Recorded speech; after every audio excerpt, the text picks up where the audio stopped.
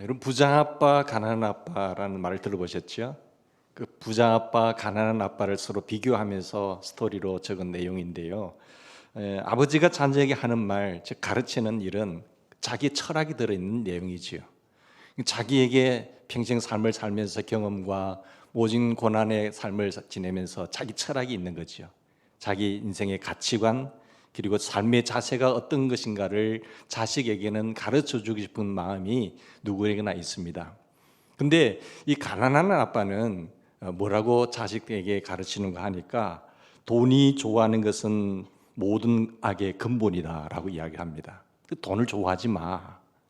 그러니까 가난한 아빠가 아니겠어요? 그 돈을 좋아하는 그 자체가 모든 악의 뿌리다, 근원이다라고 말을 하는 것이에요. 여러분, 그러니까 돈 좋아하지 마라. 공부 열심히 해서 직장 가져야 된다. 그렇지만 돈 섬에 있어서는 조심해서 잘 써야 된다. 내가 너희들 키우는데 돈 들이느라고 나는 아빠는 가난한 아빠야 라고 말을 하지요.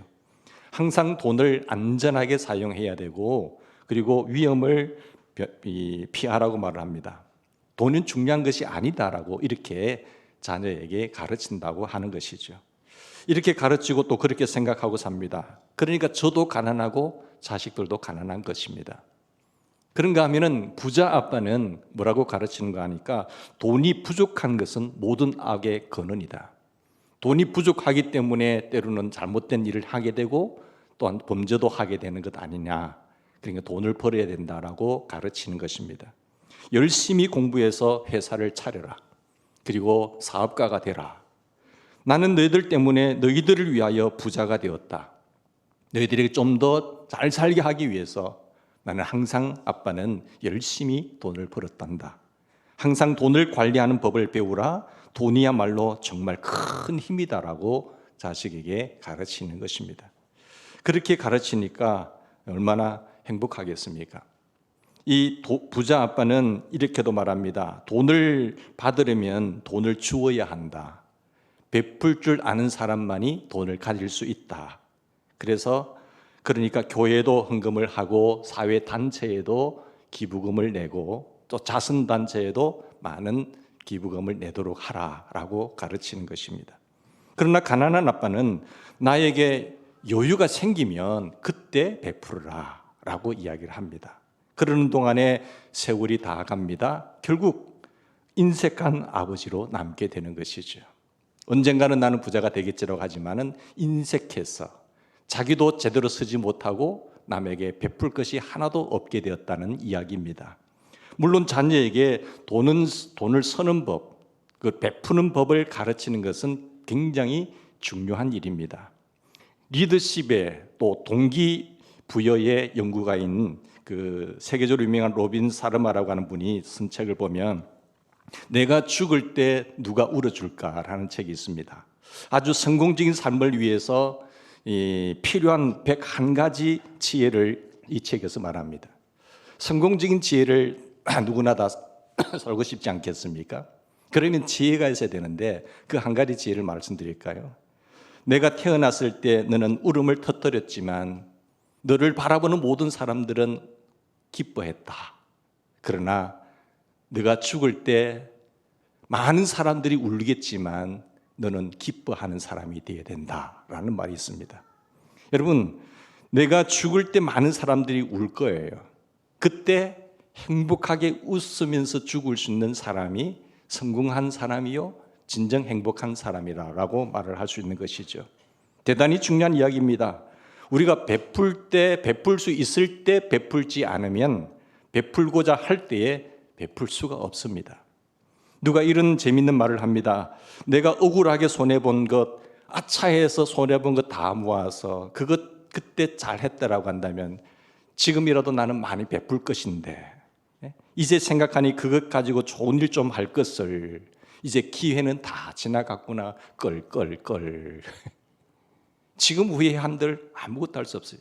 그때 그 돈이었으면 그때 내가 좀 실수하지 않았다라고 한다면 그 돈 가지고 얼마나 좋은 일 많이 할 수 있었을 텐데 지금 후회한들 자기 돈이 아닌 것이죠. 내가 죽을 때 주변 많은 사람들이 울겠지요. 그러나 나는 울어서는 안 되는 것입니다. 죽을 때, 임종을 맞을 때 우는 사람 실패한 인생입니다. 한이 맺힌 사람 더 실패한 사람이지요. 많은 사람이 운다고 하더라도 나는 웃으면서 눈을 감을 줄 아는 인생, 그가 참된 복된 인생인 것입니다. 가장 행복한 시간이 되어야 되는 것이죠. 그래서 행복의 조건이라고 말할 때 거기에는 여러 가지가 있겠습니다만은 지난 시간에도 말씀한 바와 같이 기본적으로 건강해야 됩니다. 건강해야 행복할 수가 있어요. 생각해 보십시오. 건강한 거지가 병든 재벌보다 낫다는 이야기가 있습니다. 돈이 아무리 있으면 뭘 하겠습니까? 건강 잃어버리고 비실비실 하는데 만사가 다 귀찮은 거예요. 내 몸이 건강하지 못하면 살맛이 안 나는 겁니다. 먹는 것도 귀찮고 맛있는 냄새 나는데 나는 먹어서 소화를 못 시키니까 그 무슨 인생이 사는 것 아니잖아요, 사람이. 그러니까 건강이 중요한 것입니다. 건강 잃고 나서야 건강의 소중성을 깨달으면 그때는 늦은 것이죠. 또 건강을 잃고 나서야 그때야 건강 잘 챙겨야지 라고 생각하는 사람들은 많이 손해를 보는 사람입니다. 그러나 거지는요, 여러분, 못 먹어서 다리지, 거지가 모든 음식을 다 소화할 수 있기 때문에 건강하고 행복한 사람이죠. 여러분, 건강이 제일입니다. 여러분, 그래서 건강 하나만 가지고도 충분히 행복할 수 있다는 사실이에요. 건강하면요, 다시 시작하면 되는 거예요.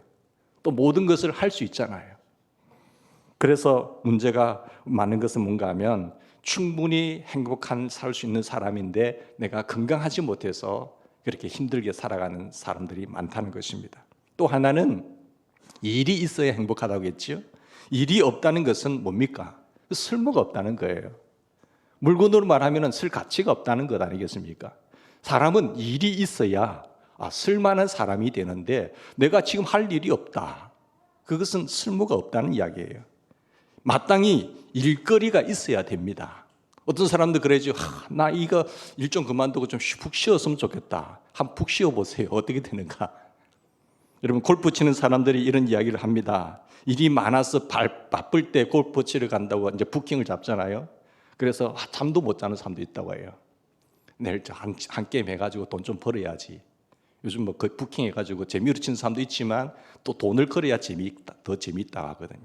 잠도 못 잔다는 거예요. 그런데 그렇게 골프 좋아하고 치러 가고 싶고 또 치는 날짜를 기다리고 하는 사람들이요, 퇴직하고 나니까 안 치더라는 겁니다. 왜 그럴까요? 힘들어서 못 치겠다는 건 말이죠. 일하며 바쁠 때는 어쩌다 한 번 쳐야 신바람 나는 것이지, 그것도 남는 게 시간밖에 없는 퇴직의 시간에 골프 치러 가는 것도 재미가 없고, 여러분, 정말로 힘들다는 것이죠. 그렇게 골프 치는 것은 죽는 것이 더 낫다라는 것입니다. 재미의 의미가 달라지는 것 아니겠습니까? 내가 무슨 일을 하고 있는지 또한 일의 뜻을 알아야 행복합니다. 내 이 일을 하는데 무슨 의미가 있느냐, 그 뜻을 알고 일을 하는 사람하고 아이고 내가 먹고 살기 위해서 일을 하는 사람하고요, 일의 질도 다르고 일의 효능도 다르다는 것입니다.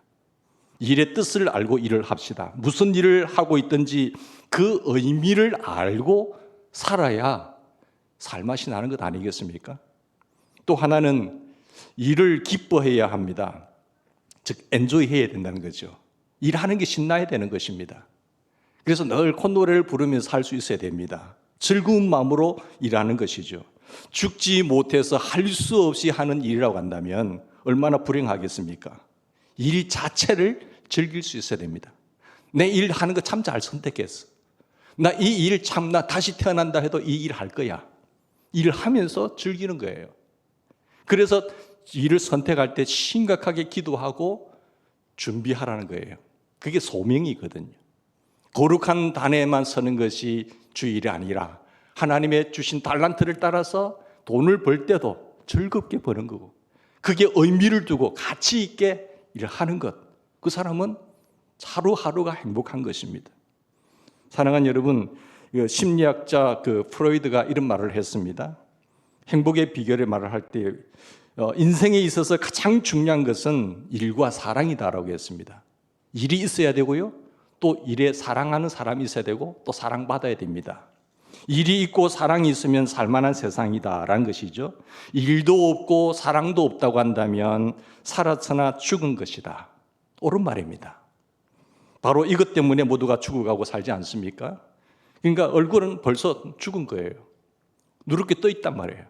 그럼 무슨 재미로 인생을 사는 것이겠습니까? 왜요? 일도 없고 사랑도 없으니까. 그래서 마틴 루터킹 목사님은 이런 중요한 말을 했습니다. 유명한 말이죠. 목숨을 걸 만한 일을 찾지 못한다고 한다면 그런 사람의 삶은 가치 있는 인생이라고 할 수 없다는 거예요. 사람들은 다 존재 가치를 드러내려고 하죠. 존재성. 내 인생의 가치를 드러내려고 하는데 목숨을 걸 만한 그 일을 찾지 못한 사람이 어떻게 가치 있는 일을 인생이라고 말할 수가 있겠습니까? 그게 루터킹 목사님의 중요한 말씀이에요. 여러분은 내가 지금 하고 있는 일에 목숨을 걸 만한 일입니까? 내가 다시 태어난다고 하더라도 나는 이 길을 갈 거야. 정말로 일의 의미를 알고 하나님의 부르심을 깨닫고 이 일이 하나님 나의 부르심의 장소다, 자리다라고 그 소명과 부르심이 사명이 되면서 사명이 되어서 삶을 살아가는 것, 이게 성공적인 삶이거든요. 그게 10년을 살았든지 100년을 살았든지 그 의미 있는 인생이거든요. 내가 지금 하고 있는 일을 정말 목숨을 걸 만한 가치가 있는 일이 되어야 됩니다. 이것을 위해서는 오늘 내가 죽어도 한이 없다, 이런 마음을 갖고 일을 해야 되는 것. 여러분, 그렇다면 내가 이런 마음을 갖고 살 때 행복한 사람이란 거예요. 그러나 한평생 그렇게 신바람 나는 일을 해보지 못한 사람은 불행한 사람이다라는 것입니다. 잘못 산 거예요. 일에 있어서 다시 한번 생각해 봅시다. 일이라고 하는 것은 일단 목적의식이 분명해야 됩니다. 내가 왜 일을 해야 되는지. 동기가 확실해야 되겠지만 물론 동기부여가 돼야 목적이 있겠죠. 누구를 위한 일이며 무엇을 위한 일인가.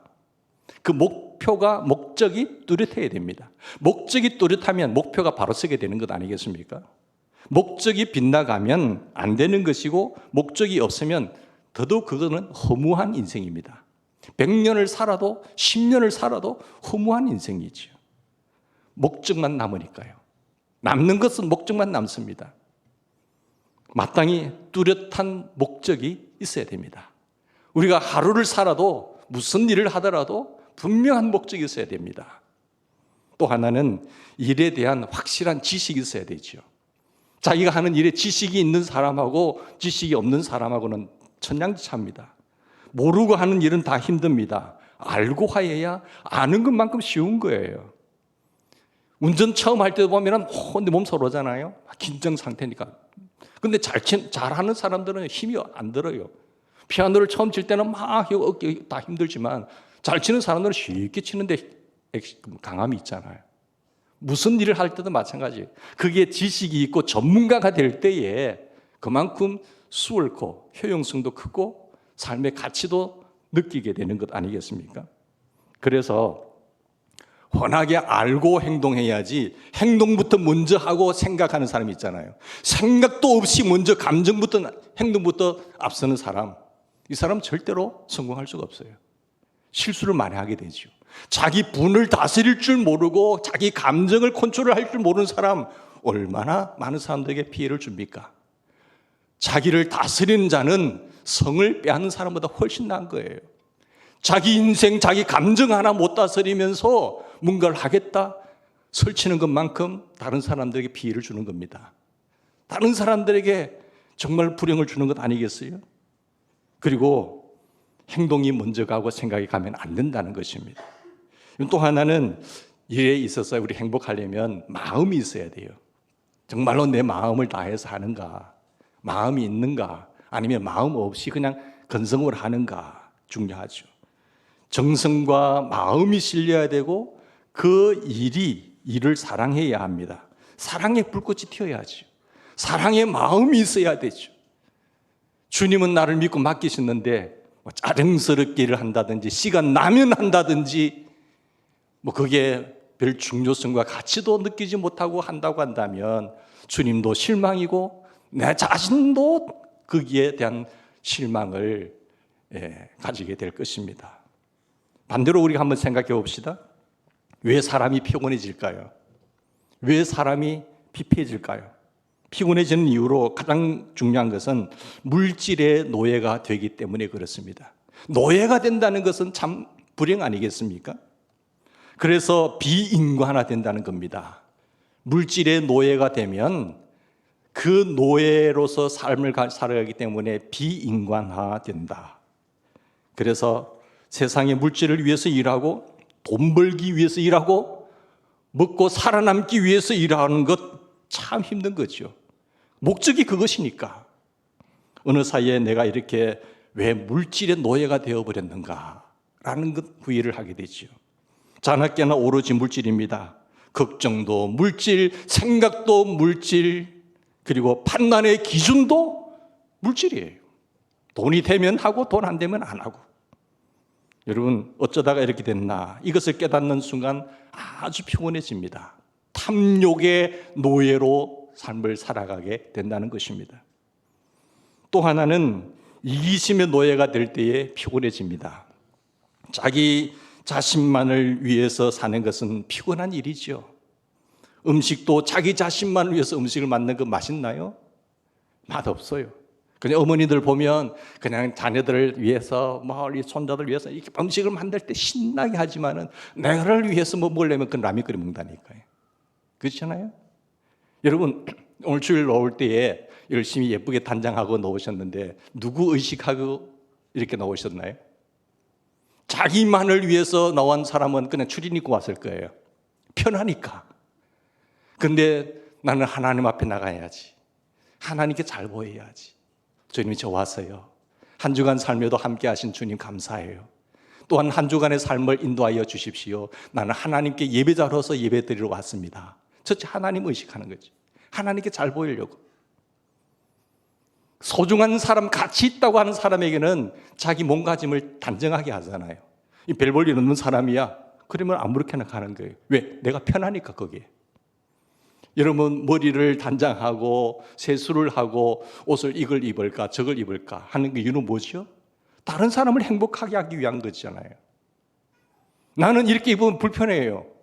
그렇지만 나를 바라보는 사람들에게 기쁨을 주기 위해서. 이게 봉사정신이라니까요. 그렇게 하는 사람은 자기를 좀 가꿀 줄 압니다. 야, 이건 이제는 나이 다 들었으니까 대충 나가지. 외국 사람들은 연세가 들면 들수록 더 화장을 한다고 하잖아요.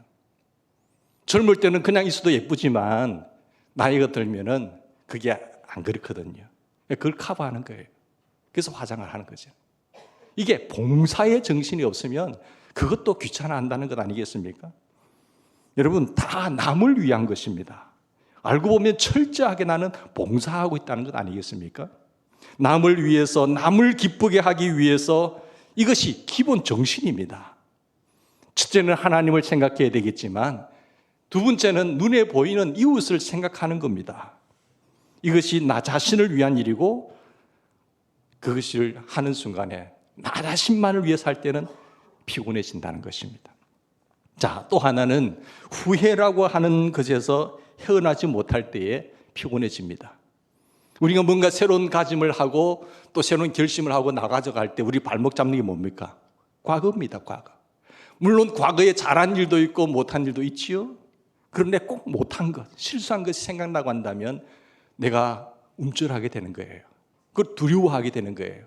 때로는 불안해서 염려하게 된다는 거예요. 이 과거가 우리를 사로잡고 있는 것이죠.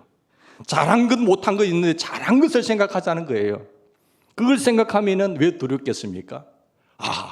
나는 그때 그 실수를 보완해서 하면 더 잘할 수 있을 거야. 이렇게 하는 것 아니겠습니까? 그리고 깨끗하게 바르게 다시 시작하는 것입니다. 실패하고 잘못 산 지난 길 내 다리를 붙잡을 때에 좋은 것을 바라볼 수 있는 그런 눈, 굉장히 중요하다고 생각됩니다. 게일 실리라고 하는 저널리스트가 통로를 찾은 사람들이라는 책을 썼을 때 이 저널리스트니까 얼마나 많이 연구를 하겠어요. 그 조사도 많이 했겠지요. 근데 이 저널리스트로 있으면서 많은 사람들을 조사해 보았습니다. 이만하면 물질적으로가 아니라 물질적으로 성공했지만 거기에 플러스 인격적으로 훌륭한 사람, 이만한 인격을 가진 사람들을 왜 이랬을까? 그러면서 성공한 사람들, 40세 이상부터 많은 사람들에게 전부 조사를 해보았습니다. 그랬더니 그들에게는 7가지의 공통점이 있더라는 것입니다. 첫째는 확실한 방향성을 갖고 있더라는 거예요. 확실한 방향성, 그러니까 목적과 방향이 분명하다는 것이죠. 오직 일생을 한 길로 가는 겁니다. 이거 했다 저거 했다가 이렇게 흔들리는 사람이 아니라 목적과 방향성이 뚜렷한 거예요. 외길을 걷는 사람입니다. 그게 인격적으로 또한 성공적으로 대단한 사람이죠. 두 번째는 헛되게 살았다는 자책감이 없어요. 잘못 살았다 하는 생각이 없고 잘했다, 그만하면 잘했다, 잘 살았다, 이렇게 생각을 하고 사는 사람들이라고 합니다.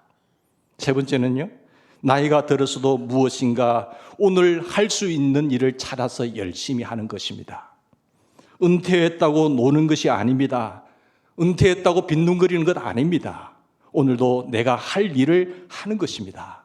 하나님께 주신 그 힘으로, 그 건강으로 내가 이 시점에서, 이 환경 속에서 마땅히 할 일을 찾아서 일을 하는 거예요. 할 만한 일을 찾아서 열심히 일하는 것, 그런 체질의 사람들이었습니다.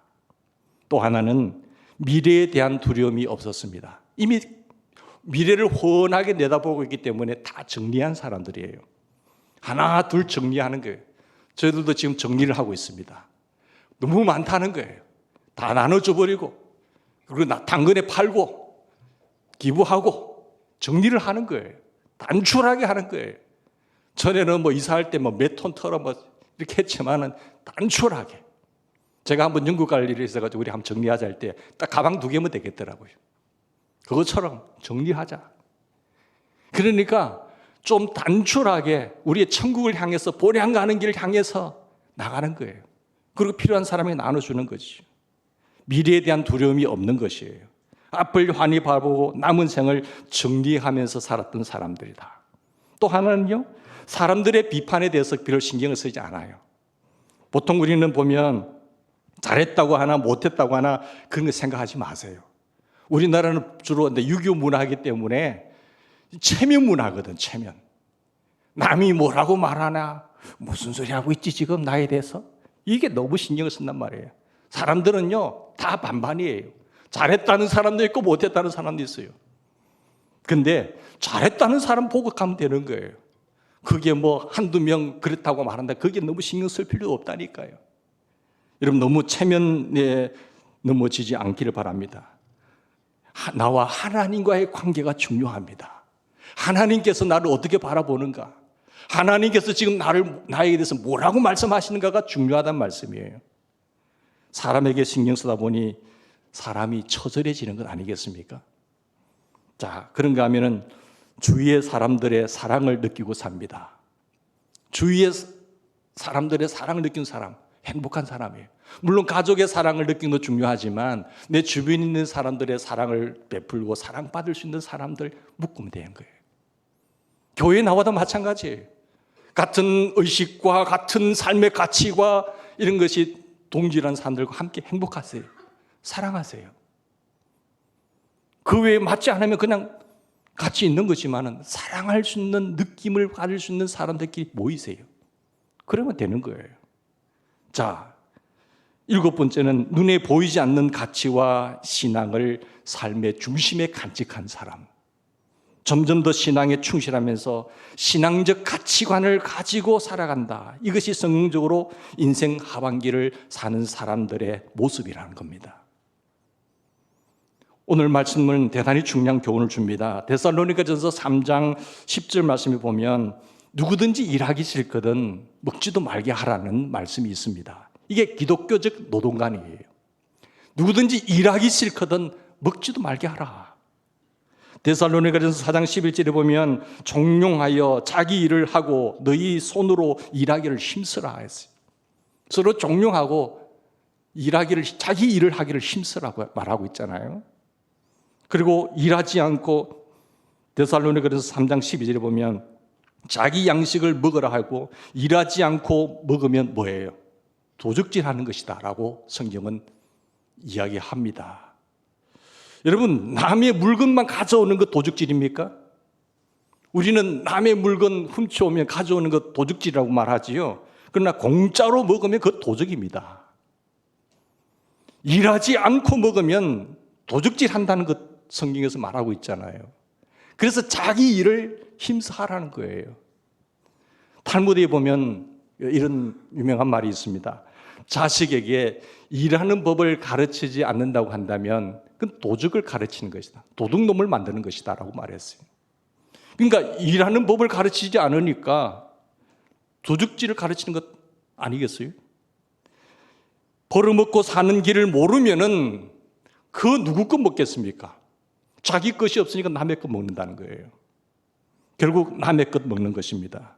일하지 않고 먹는 사람, 그 누구든지 다 도둑입니다. 사람이 많기 때문에 세상이 그렇게 시끄럽지 않습니까? 이런 사람들이 많기 때문에 남의 것 훔치고 하다 보니까 피해보게 되고 또 소송하게 되고 힘들어지는 겁니다. 시끄러운 것이죠. 그러면 생각해 봅시다. 자기 양식을 먹으라고 합니다. 내가 일을 하고 어떤 경우에든지 부지런히 밥값을 해야 합니다. 이것만이 아니죠. 여러분, 휴식이라는 것이 있습니다. 여러분, 휴식의 개념을 어떻게 찾으시나요? 휴식의 개념 두 가지를 생각할 수 있습니다. 근데 쉰다고 생각할 때 그냥 낮잠만 자는 것, 이것이 쉰다고 생각하시면 안 됩니다. 노동에는 두 가지 노동이 있거든요. 육체적 노동이 있고 또 정신적 노동이 있어요. 육체적 노동을 하는 사람은 당연히 쉬는 시간, 휴식의 개념을 육체를 쉬어줘야 됩니다. 안 그러면 아프든지 병이 나니까요. 좀 잠을 잔다든지 쉬어주는 게 되는 마땅한 것이고, 그러나 정신적 노동을 하는 사람은 어떨까요? 다른 일을 하는 겁니다. 머리를 너무 썼기 때문에 육체적인 운동을 해줘야 돼요. 산책을 한다든지 운동을 해줘야 이게 밸런스가 맞는 것입니다. 그러니까 일을 바꾸어 하는 것이 쉬는 거예요. 정신적 노동을 하는 사람은 육체를 건드려주는 것이고, 육체를 많이 쓰는 사람은 정신에 쉼을 얻는 것이죠. 책을 본다든지 하면 쉬는 거예요. 사랑하는 여러분, 근데 또 한 가지는 기쁜 마음으로 하면 휴식이 된다고 합니다. 운전도 마찬가지잖아요. 아이고, 내가 이걸 어떻게 하나. 짜증이 날 수도 있고, 그러나 드라이브처럼 즐기면은 그게 쉬는 거예요. 어떤 마음과 어떤 자세를 가지고 일을 하느냐. 기쁘게 일을 하면 그게 쉰다니까요. 즐거운 시간이잖아요. 휴식의 시간이에요. 그러나 이것저것을 억지로 한다고 한다면 어떻게 되겠습니까? 그건 노동이 되는 겁니다. 위험한 노동이죠. 피곤한 일이 됩니다. 바꾸고 말하자면 마음먹기 탓입니다. 즐거운 마음으로 하면 무슨 일을 하든지 엔조이가 되는 것이고, 억지로 해서는 안 될 것입니다. 그래서 똑같은 행동이지만 내 마음이 어디에 두느냐에 따라서 달라져요. 사람을 만날 때도 마찬가지예요. 만나면 편한 사람이 있어요. 만나고 싶은 사람이 있잖아요. 그러나 만나고 싶지 않는 사람도 있어요. 스트레스니까. 이게 참 중요한 것 같습니다. 기쁜 마음으로 하면 휴식이 되는 것이고, 더군다나 선한 일을 하면 그것은 큰 휴식이 됩니다. 내가 선한 일을 한다, 굉장한 것 아닙니까? 내 먹고 살기도 힘든데 내가 선한 일을 한다고? 다른 사람에게 좋은 일을 한다고? 좋은 영향력이 있다고? 행복한 거지요. 예수님께서는 그래서 안식일에 대해서도 중요한 안식관을 말씀해 주셨습니다. 거룩한 유대인 사람들처럼 거룩하게 주일날 이렇게 예배드리고 이런 것이 진정한 안식일이 아니라, 주님은 안식일에도 병자를 고치고 또 먹을 것을 나누어 주고 또 환자를 방문하시고 선한 일을 예수님 하셨어요.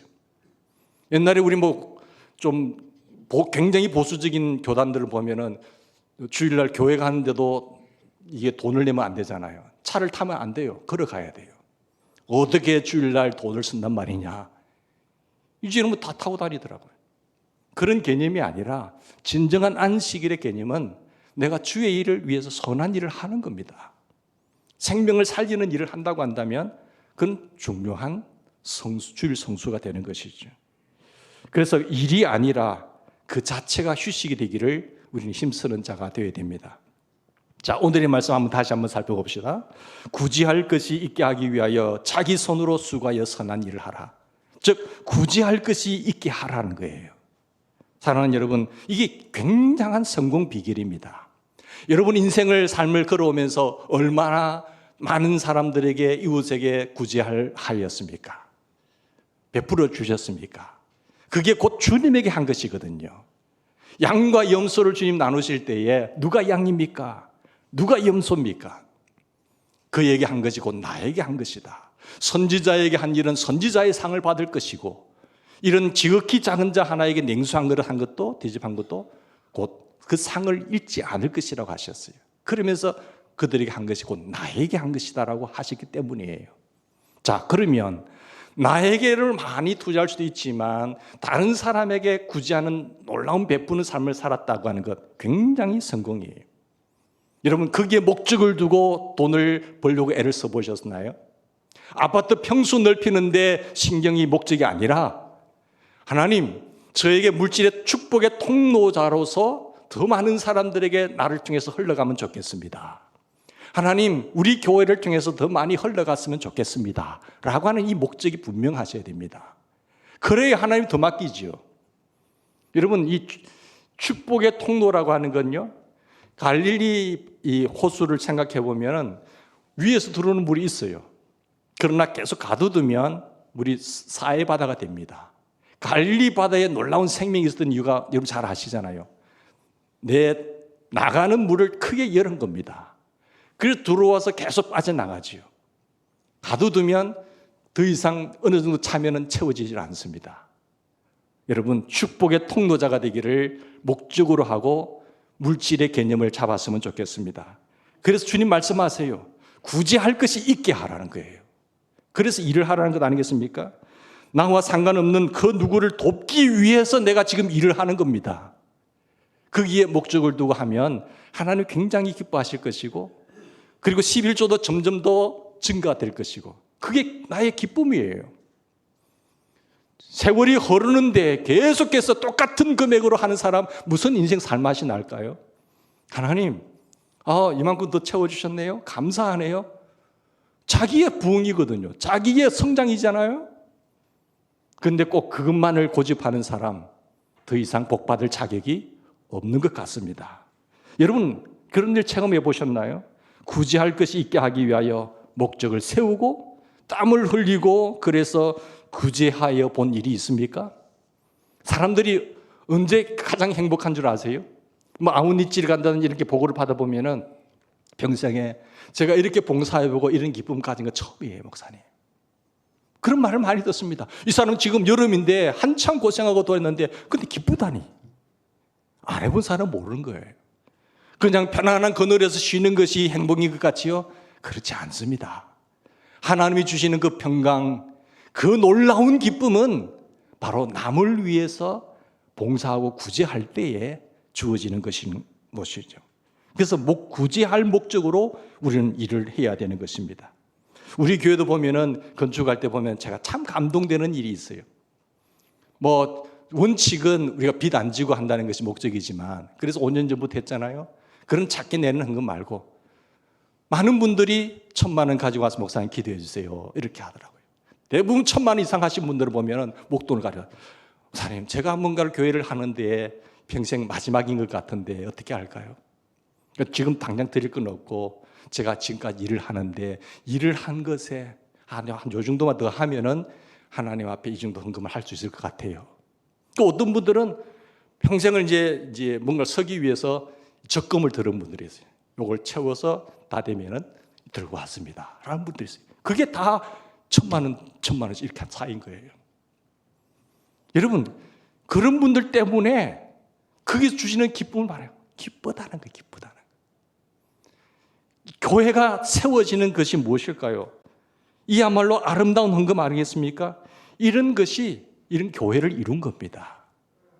물론 큰 돈, 많은 돈도 있지만 정성을 다해서 목적을 가지고 하나님을 향해서 드림이 될 때에 하나님은 그 손도 복되지만 하나님은 그 후손들까지도 복되게 하실 줄 믿습니다.